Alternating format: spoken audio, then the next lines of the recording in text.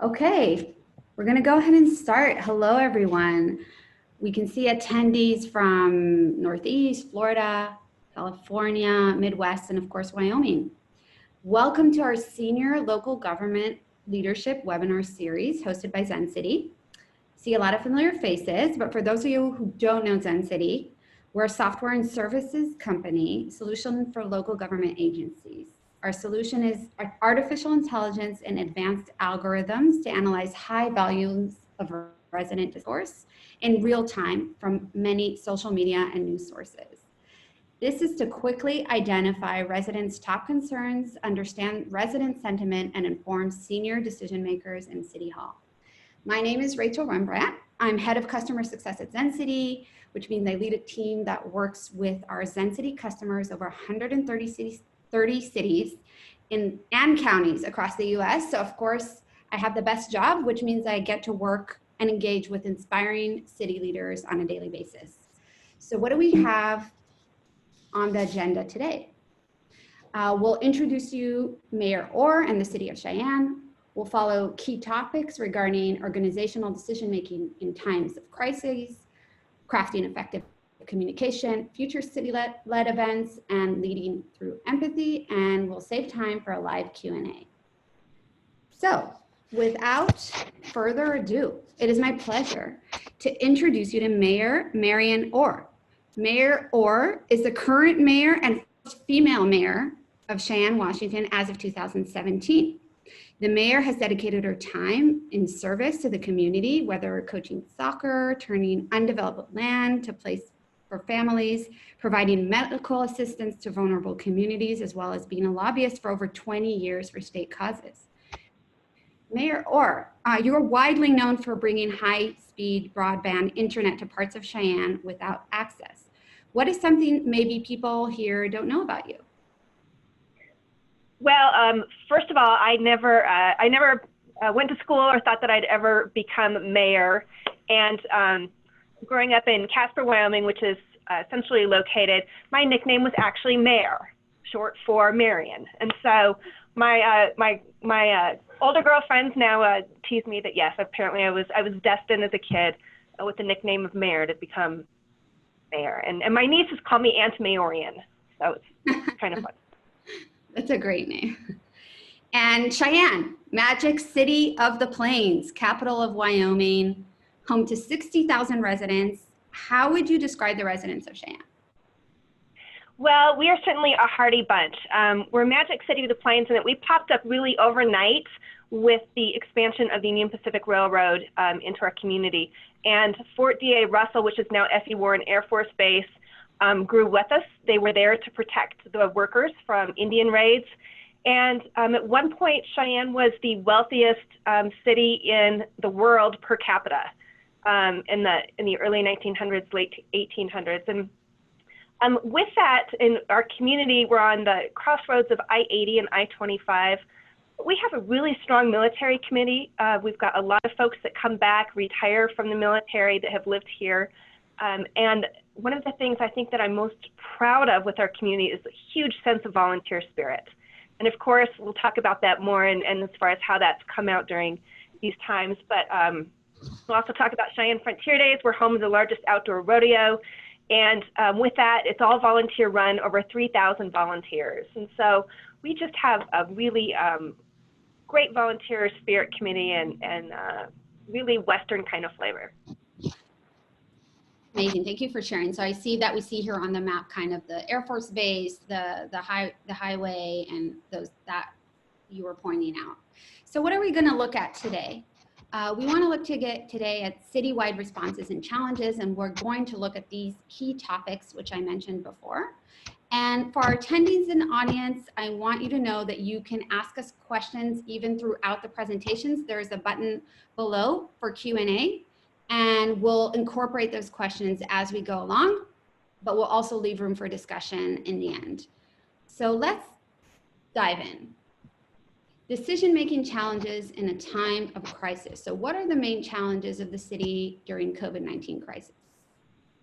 Well, probably like most communities, it started off first with, communication. A lot of our community members didn't understand severity of what was going on. In fact, right when things started to really happen nationally, we were in our legislative session here in Cheyenne. We had 100 lawmakers. The lobbyists were all full in the Capitol building.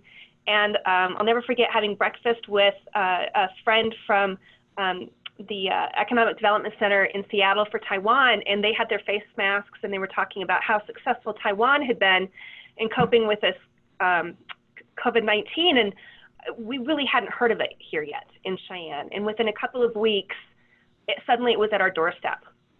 And so certainly communicating, you know, to folks as far as how critically important it was that, you know, the socially distancing take place. But what we saw almost overnight was really the financial collapse of our economy. And I think a lot of communities have been faced with that. I really believe here in Cheyenne and Wyoming, it's essentially the perfect storm. We were having issues before in that Wyoming is very heavily reliant on coal and oil and gas. And we all know that those have really just, the markets have fallen through, especially when it comes to coal. So we've already had hundreds of layoffs. And then all of a sudden, the infighting between Russia and Saudi Arabia, when suddenly we've got oil trading in the negatives. And then, of course, shutting down essential services, restaurants, bars, salons. It was pretty detrimental. And so really what we needed to do right away, and we can talk about this further, was what kind of support systems could we very quickly set up for people that needed that immediacy, that needed to pay bills at the end of the week, that needed to pay that rent at the beginning of the month. And so that first weekend when everything really started to crash, I got on the phone right away, and that's one of the benefits that we have as far as being mayors, and that's where it comes to our leadership and the power to convene. And it was just, I spent days on the phone just calling community banks, community businesses, and within a few days we established a local relief fund. Our local banks all agreed to extend any kind of term loan out 90 days so that people didn't have to make their car payments or their home payments or their business real estate payments. And so we really came together really quickly. That's really quick. So within a few, so you were saying you have this unique situation where already the economy is vulnerable, then suddenly everything shuts down. Within a few days, you're already setting up with the local banks a relief fund. So you kind of already realized the immense situation that was about to unfold. That happened, that sounds to me super fast compared to other cities. We had it up and going within 48 hours. Wow. Okay. Wow. That's really unique. How did you know these? How did you like intuitively know to already get these relief funds out? Like, did you have a feeling that it would be a bigger crisis? Did you have these connections already with these local banks? Like, how could you do that so fast? Well, one of the beauties of being mayor is getting to know other mayors and stealing ideas. And I think we should all steal ideas. And I actually stole the idea from Mayor Paul Tenhaken out of Sioux Falls, and Sioux Falls, South Dakota. And we had been in a class together, and his community had more of a backbone kind of already set up and ready to go for something like this. But I reached out to their organization and what they were doing, and I just knew that it was a matter of making phone calls. And that's probably one of the beauties out here in Wyoming, is that we've got those personal relationships. You know, I can call the president of the bank. I can call the governor. I can call our senators, and everybody will take my call. And so, and I, again, as leaders go, they probably should. They should pick up the phone, but it was really responsive. And then it was kind of twofold. So we set up, first, it was about getting the money, and then we worried about how we were going to distribute it. And so we worked with our local United Way, some other of our service organizations, and had representatives from them, kind of a small, nimble team that meets weekly, and they go through all the applications, and they award anywhere from a couple $100 to a couple $1,000 to folks that just need some extra money to get them through. So I want to hear more about this team. That's super interesting. I just want to highlight that basically you're using your personal relationships both with other mayors to learn from them and quickly respond, and also within your residents. So that's a great kind of way to use you as a figure, as a mayor, as a leader to push this forward. So you were saying you had the team that assembled to evaluate the allocation of the funds, correct? Correct. And that was a big piece for the donors, because the donors wanted to make sure that we weren't going to be that we were going to be judicious with their funds, and that we were going to be good stewards of that fund. And it's been very successful. And who was on the board, so to say? Was it your staff? Like, who was on that board? My chief of staff represents my office, and then the executive director for our United Way is on there, and then we've got a member from the Chamber of Commerce and a member of one of our local banks. And so it's really only about 4 people. So it's small, it's like a public-private partnership, you're agile, you're moving fast. Amazing. So what we also see here is a protest, right? Yes. From what I understand, there was no shelter in place order for a long time. Forever. We were one of 4 states where the governor did not declare a shelter in place. And you know, we can talk about this more as far as differencing of opinions go. I thought that we probably should have been more aggressive with that. Excuse me, seasonal allergies. I'm really quite well. They help. Yeah. We, you know, out here in the West, I like to say that we've been socially distancing before anybody considered it socially distancing. We've been very out there on the open range before it was kind of cool, and we're also very much we're a very conservative state and libertarian, free rights, and so there were protests as far as we have the right to convene, we have the right to assemble. I want to go to mass. I want to go to the synagogue. I want our ball fields to continue to play. We should be having concerts. And so it was, it's been a real lesson in communication, if you will. And also a real lesson in the need for really a unified spirit and voice, and that our governor representing the entire state, where we really haven't had too many cases overall. I think we've been doing fairly well. But I represent Cheyenne, which is the largest city. Again, we're on an I-80, I-25, so there's a lot of activity coming through our community. And in late March, early April, I really felt like it was critical for us just to take 2 weeks.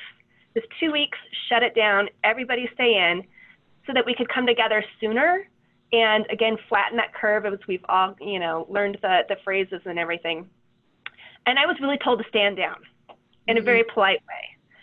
I did not have any political backing to do that. And the only way for us to do that was really for that kind of backing. Constitutionally, I can't do it. Our county commissioners were backing our governor as far as being that more conservative kind of approach, if you will. And when I say conservative, I think, and unfortunately we don't really see this so much in Congress, you know, this virus, not only does it not know dates, but it doesn't know partisanship. And I think we really have to remember that, you know, that this is about healthcare. It's not about the left or the right or the centrist. But what I decided was that the best thing that was going to be good for our community was to have a unified voice. And so I went along with him, and I'm trusting in his leadership that he did, you know, the right thing. We're starting to possibly even open up here again here in the next couple weeks. So that's been a real lesson too, as far as leadership and working together. So you were saying, so you had this balance between different voices. You can't go against the state, and you have an obligation to follow your health officials and guidelines and to be responsible for your community. Sounds like a real heavy dilemma, and you're choosing the voice of your community and to be unified and lead them, even though there are multiple voices. Yeah, and that's really hard, and that's, you know, we can talk.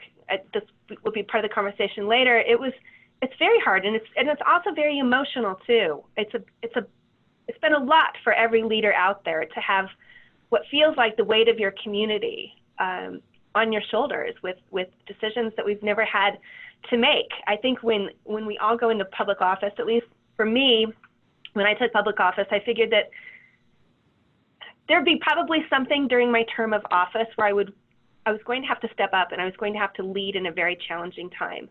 And I was thinking more along the lines of a flood or a tornado or, God forbid, a school shooting. I didn't think it would be this. And this is something that obviously none of us could prepare for. And so it's certainly been challenging, but it's been a good challenge. Mm-hmm. Yeah, so thank you for sharing that. That's really important for us to understand kind of where you are, what is the backdrop, what was your expectation, and how that's different. And I'd love to move to here, because I think this kind of moving from like where you were, how you need to make these decisions, to how did you do it on a more process basis, right? So you were facing a situation where you have limited resources, right? You told us already about the team that was assembled for allocation of funds. What are we looking at here in this slide? Okay, so this slide is what was actually going on in City Hall when all of this happened. What was going on in City Hall, as I mentioned earlier, we knew that we were going to be seeing a downfall in our revenue due to oil and gas. And then COVID hit, and our city treasurer had to completely revamp the budget, because what we saw coming was a drastic 25 to 30% drop in our sales and use tax revenue, and that is about 70% of our budget. And for everybody, in government, that 60%, 70% of your costs are personnel. And so what we did is we assembled all of the department directors together, and we had them completely go back and scrub their budgets to the barest of the bare. I asked them first to go 20% cut, and we found out where the bone was, and that was too deep. And so we scaled it back to a 10% cut. And then we also asked for a reduction in force. At the time, we had 15 positions that were unfilled, and so we froze those. We've not filled those positions. And then what we did is we developed this series of questions that everybody asked of themselves and essentially of their workforce within their departments. And that was to take a look at the position and analyze the position. Is it something that's still needed? Is it necessary? Is it something that could be done away with? Then to evaluate the employee's skills and their qualifications. Do we have the right person in the right position? And if not, then also to take a look at their length of employment. We did have several individuals that were ready for retirement, and so that was kind of easier maybe to ease them into that kind of situation. Then, of course, working with our younger employees. And then with that, then they had to write a memorandum to me justifying the positions that they wanted to possibly look at reducing. And then we had a committee of myself, my chief of staff, our city attorney, human resources, and the city treasurer. And we went through and we either agreed with or disagreed with the recommended reduction in force. We also had the ability to do additional cuts if we felt like more needed to be done. And what we found is the team really did a lovely job, and they were very honest with themselves. We didn't have to ask for additional cuts. We ended up riffing 17 positions as of May 1st. And again, it was really methodical, and it was system-wide. We did it throughout the whole system, so it wasn't as subjective department by department, if you will.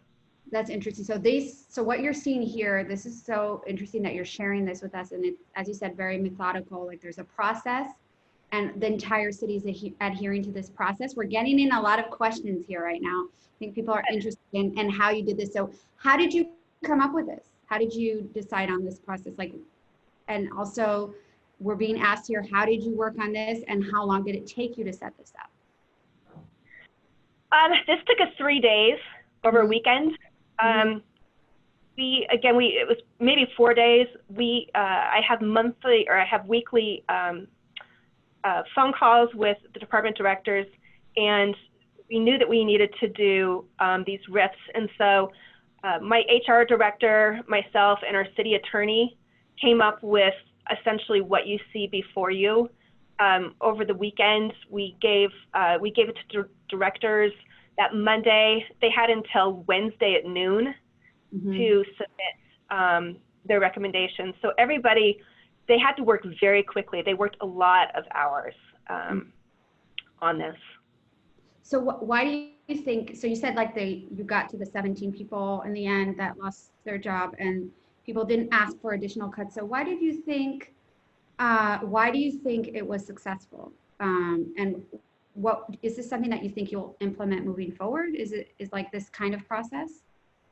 I I do. I think it was very fair, and with something like this, it doesn't take long for employees to know that things are amiss and to feel that angst and to know that their position might be in jeopardy. And so we needed to work as quickly as possible to get the answers to the employees, to be as compassionate as possible in the communication and to be very clear, and then also to provide them with resources, again, with HR as far as how to, go out and fill out your unemployment, the numbers to call, where to go online. One position, we were actually able to offer a position that was needed in another department, and that person actually declined that opportunity. But we really tried to be, again, just very compassionate. But with that, it's, in my opinion, it's very critical that you do so as quickly and as nimbly as you can. Okay, so there's a lot, so kind of to sum that up, there's a process and there's clarity, and you have to be very swift and nimble, but also compassionate and collaborate this with across departments. So there's a lot of very interesting elements here. I want to hear more about, because this kind of came up, this dilemma, between the different voices in the city, you talked about how you communicated internally with your staff and that process that we just looked at. How did you communicate with the public? And what were the main challenges that were effective in communicating during the crisis? The challenges for communication, sorry. Yeah. Yeah, so two things with that. I'm not, personally, I don't love doing Facebook Live, and so this is even a little out of my comfort zone, but when I ran 4 years ago, I had very little name recognition and had never run for public office before, so I ran an all social media campaign, and it was actually dubbed the Facebook lady in town. And so our community is very used to seeing me on Facebook and Facebook Live updates and just updating. So I started off with that, and I started with nightly updates. Every night, our emergency command staff with City County Health and our county commissioners, myself, and City Council would meet at 5:15 every night to go over the number of infected, the number of positives, where we were at with our hospital bed situation. And then at 6:30, I would go on for a half an hour every night, Facebook Live, give them an update just very briefly and tell them, what kind of was going on in the city, what any new regulations were. But then I mostly took questions. And very similar to, I think, how you guys are kind of doing things now, my public information officer actually read the questions that were coming in, filtered them, and then he texted them to me. And that was very helpful because some of the comments going back weren't always so nice and so lovely. And so it was nice not to have that distraction, when you're reading through everything, as far as knowing that you're not pleasing everybody. So you're doing this quite frequently. There are a lot of open for questions, someone helping you kind of in the behind the scenes, and also kind of recognizing that there are going to be bad questions, good questions, but you're there, you're answering questions, and you're doing it quite often. Yeah, I did it weekly for probably about 4 weeks, and then I went down to 3 days a week, and now we're just doing it every Wednesday night because things we believe have kind of flattened out. Everybody's hearing the same message. And so we're limiting it, but it's still taking place. So how do you know? So here we're seeing some examples also of different messaging coming from the city. You said like it's kind of flattening out. You've kind of decreased it a bit. Why? How do you know that kind of is the right move for now? What's giving you that indicator? How are you making those decisions? Well, it's thanks to folks like you at Zencity, because what we do is we track. So we're watching our community watch us. And that's why this tool, in fact, the fact that we were introduced to you just right before COVID happened, we partnered up like weeks before this happened.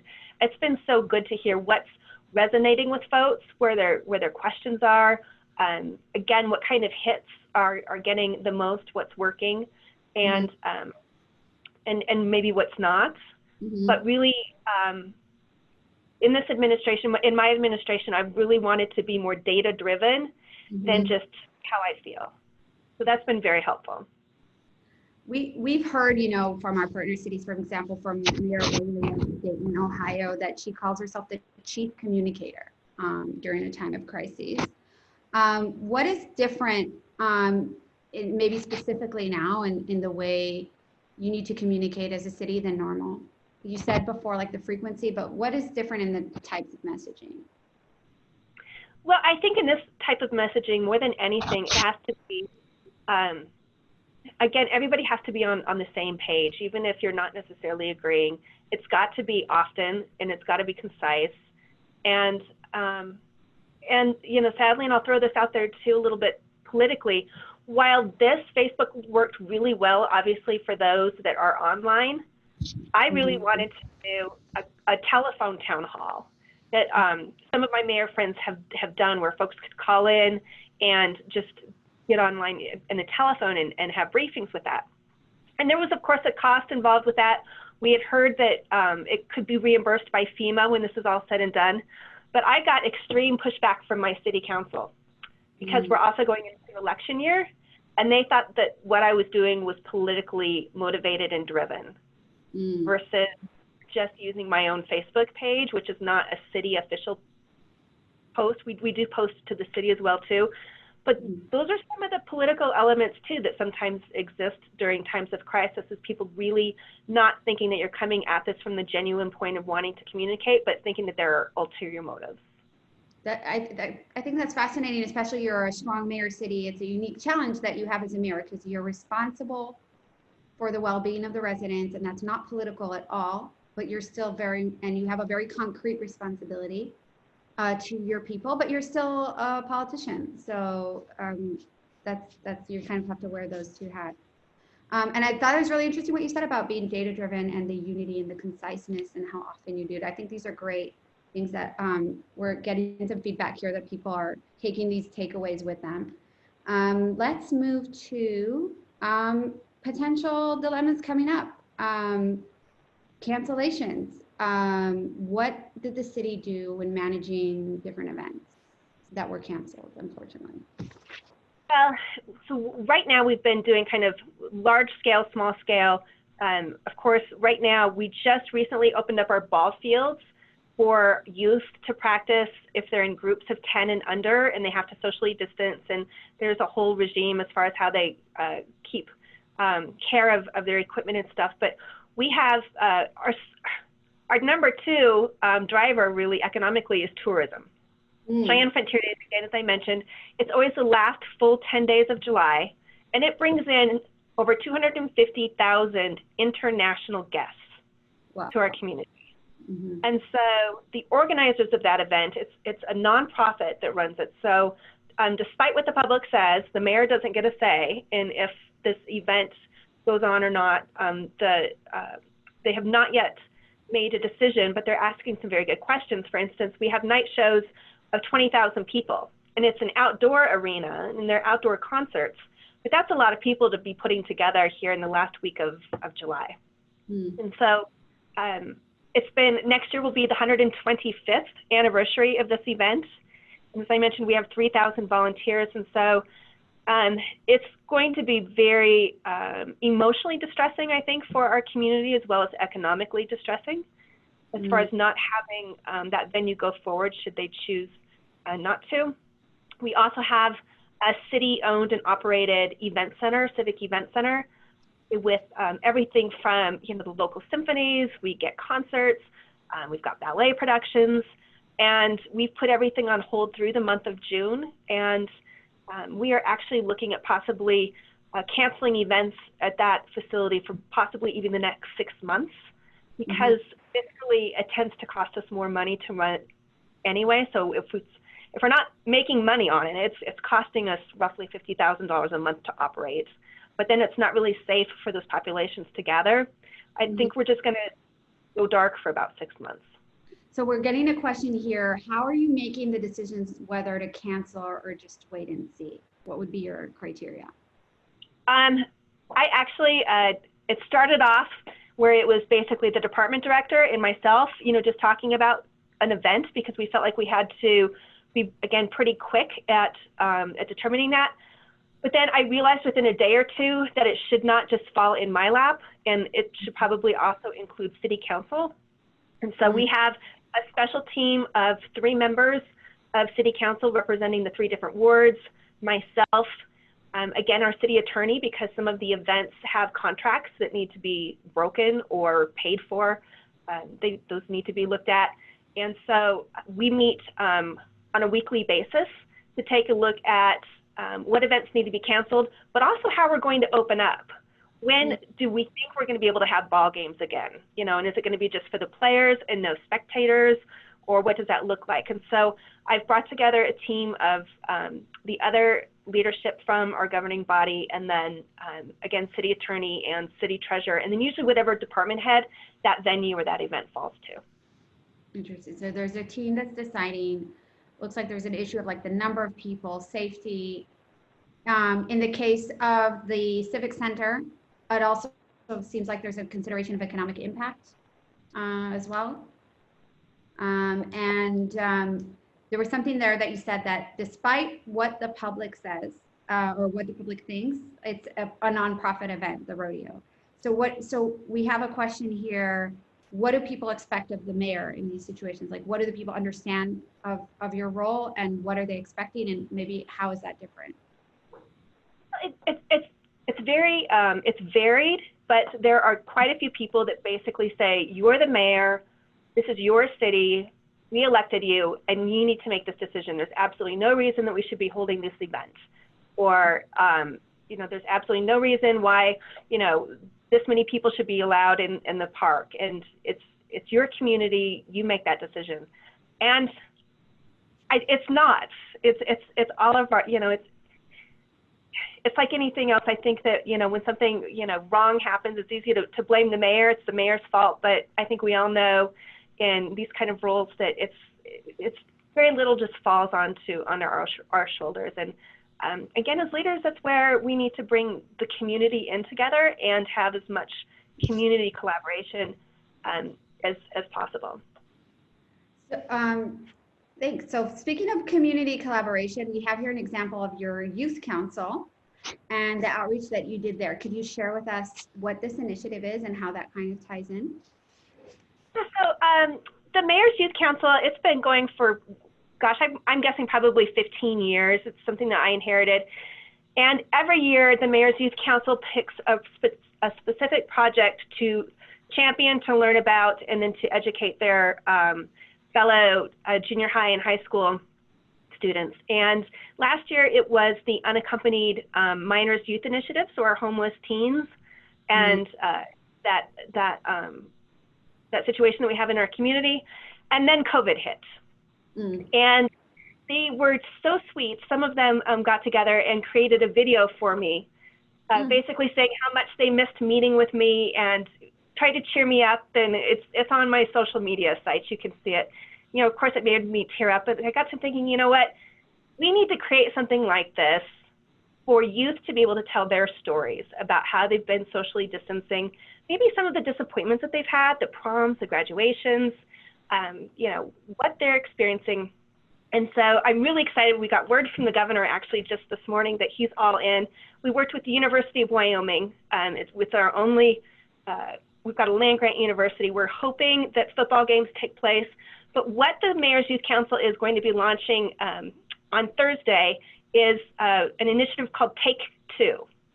And we are challenging Wyoming youth, so youth from around the state, to submit a 2-minute video, 2 minutes or under video of how they've been socially distancing or what it's meant to them, or maybe some losses or what they see in the future. And then we are going to collect them over a 2-week period. Our Mayor's Youth Council is going to judge, and the top 10 challenge winners get to attend with their families the first home game of our University of Wyoming Cowboys and get to be on the field and get to have a pizza party with the governor. And so we're really excited to launch that. And then what I'd like to do with that further is just not take those 10 videos, but take those videos from hopefully hundreds of teens from around the state and essentially create a documentary as far as what Wyoming teens have experienced, because our communities are so different. You know, some are so rural. Obviously, we've got Native American, we've got 2 different tribes. then we've got Cheyenne with 60,000 people. So I'm really excited to see what these kids produce. That's beautiful. What do you think would be like, what are you hoping to achieve in focusing on the youth and having like being this statewide, reaching so many people, making this movie? What do you hope it will achieve? Well, I hope it'll achieve 2 or 3 different things. First of all, I want youth to be able to see other youth, to know that they're not alone in this. Again, with some of our smaller communities, it's pretty easy to feel pretty isolated. And so to know that what you're feeling in Pine Bluffs, Wyoming is the same that's being felt in Cheyenne, Wyoming. So that the youth are in all of this together. I want the adults and our parents to see really what the future of our state is going to look like. And again, probably, obviously their intellect and their emotion on it. But 3, this is going to be such a historical time and certainly in my lifetime, that I really believe that it's important to have some kind of documentation, some historical record of what it meant to go through this as a 14 to 18-year-old teen. It's fascinating. So both like to address the isolation, look at the future, and look at this as an historical time. That is really beautiful. I wouldn't have thought of like all of those different perspectives and the diversity of the people that are involved in it. So what has changed? So you I think this is interesting that you started with working with the youth in person, then they sent you the videos, now we're doing the videos statewide. What has changed with you? Maybe you could share more personally your work during COVID-19. What has changed in the way you work with people and the way you've had to interact with people? What did you learn about yourself? Well, I've learned that you really have to dig deep. And I think sometimes we underestimate ourselves. And for, other mayors out there, I know, again, in talking with the mayor or at least communicating with the mayor of Tulsa, Oklahoma, Mayor Byram, he talked about how really one of the toughest days in his life was through this and how it brought him to tears. And this week has been good, but I went probably 6 solid weeks where there was only one day that I didn't cry. And I can remember when this first kind of launched, and I knew it was going to be bad, but I knew our community didn't know how bad it was going to be. And we hadn't quite closed down the gyms yet, and I was in a gym and I was by myself, and I remember just being on my mat and just sobbing, just inconsolable, because I knew that by that Monday or Tuesday, people were not going to have jobs. And how do we do that? And how do we come back and do this as a community? And then how do I message it as a leader? Mm-hmm. And then, my own 2 kids are in college. They're at the university. My daughter she didn't walk in her undergraduate because she wanted to walk in her graduate school, and then graduated and didn't get to walk last week for law school either. And so, so suddenly my own kids are having to do distance learning at university. My parents are, of course, in an elderly, demographic.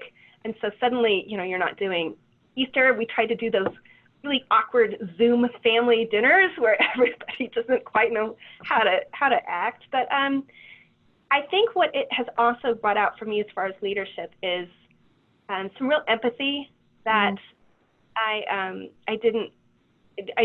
probably always haven't been good at sharing. And, I don't know that it's necessarily being a female leader, just, my personality. I'm the oldest of 4 kids. I've got 3 younger brothers. I've always had a stiff upper lip.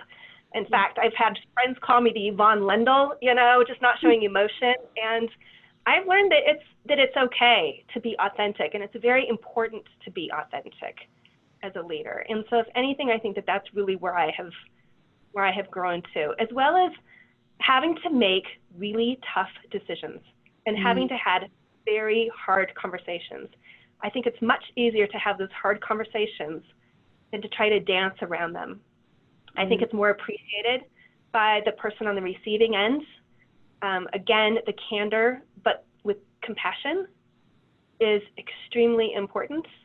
And again, just decisiveness, because these are such uncertain times that if you know a decision needs to be made, you need to make it. Mm-hmm. So there's some times when being decisive is really critical and key. So your authenticity is being empathetic and being there and present and real, but also being upfront and decisive and real in the sense of making a tough conversation, but also making a compassionate conversation. And have you seen people respond to you differently? Like, how are you getting feedback on, like, you've kind of changed a bit of in how you address things? What kind of feedback are you getting from that? Yeah, it's been, again, these are going to be great case studies for leaders going on in the force. When I first started communicating via Facebook, like all communities leaders, you know, we've got that core of just haters out there that like to be very vocal. And, you know, if we're lucky, they tend to be in the minority. But the first couple weeks when I was, you know, nightly, I mean, some of the comments were just pretty cruel and personal and insensitive and very judgmental. And then as things went on and as people started to see my reaction and know that I was being authentic and to realize that this was hurting me in this conversation as much as it is anyone, those comments really backed off. And sometimes people would start taking after one another saying, hey, you know what, she's human, she's trying to do the best that she can with the information that she has. So I've really seen a lot of compassion show up. And again, when I am at the grocery store with my mask and having, you know, folks, you know, from a distance say, you know, keep up the good work, you know, chin up, it's really, it's heartening. It's beautiful that you've given that compassion, but you've gotten also the compassion from your community back, and you're leading through compassion and leading through empathy. So you're creating a more empathetic community. We have here a question, and we're towards the end, unfortunately. We have here room for a question of, and you've kind of sprinkled this throughout the great examples throughout the talk, is how to leverage advice from other city mayors or vice versa. And sorry, we're getting a number of questions at the same time. So how have you leveraged advice from other city mayors or vice versa? And has your style benefited another community? We probably like everybody else, there are certain mayors that I connect with probably more than others because we're maybe similar in size, or it's another first female mayor that I've been in leadership classes with. Mm-hmm. And particularly, the Mayor's Youth Council was an idea that in talking with some other mayors that they had not considered using, because they have Mayor's Youth Councils too, and they've just put them on hiatus. Mm-hmm. And so I think that might be one idea where others will come through. But again, hopefully people will be able to take some of this information, you know, even regarding our RIF process and procedure, and you know, take bits and pieces. Yeah, we're already getting a question from another leader here asking who's putting together the youth videos or the documentary. So it sounds like other people are interested in doing this. Oh, good. We have one designated email site that's coming into the city. It's I think it's just something like mail@CheyenneCity.org. So everything's being sent in. And then my public information officer is going to take all of those and on a every couple day basis, send them out to the team. We're going to review them. And then we'll just splice them all together. It's technology that I'm not good at, but other people are really good at doing that. And so my public information officer will be putting that all together. And again, wait for it on my Twitter feed or my Facebook page, and we'll show you those clips as they get produced. Well, we're looking forward to that. Well, Mayor Orr, it was really a pleasure to learn from you. You gave us today practical tips. You gave us deep understanding and, more importantly, inspiration. This is why we have these conversations with city leaders. We know you're on the front lines, and the fact that you gave us some of your valuable time to share with us and think of others is really humbling. On that note, we have more to come. We have another webinar this week with our ICMA, hosted by our CEO, Eyal Feder-Levy, with city managers from Cedar Rapids, Iowa, Peachtree Corners, Georgia, and Winthrop, Massachusetts. We have another webinar next week with county webinars, with counties regarding the COVID-19 front lines. with Nevada County, California, McHenry County, Illinois, and Ottawa County, Michigan. And the week after that, we'll have a webinar regarding the unique economic impact of COVID-19 on college towns, and there will be leading another mayor, the mayor of Athens, Ohio, and also leadership from State College, Pennsylvania, and Normal, Illinois. So we look forward to continuing these conversations as we know the reality continues to change and evolve. I'd like to thank everyone for joining. We'll be sending out this recording per request, and we look forward to speaking again soon. Thank you, everyone. Thank you.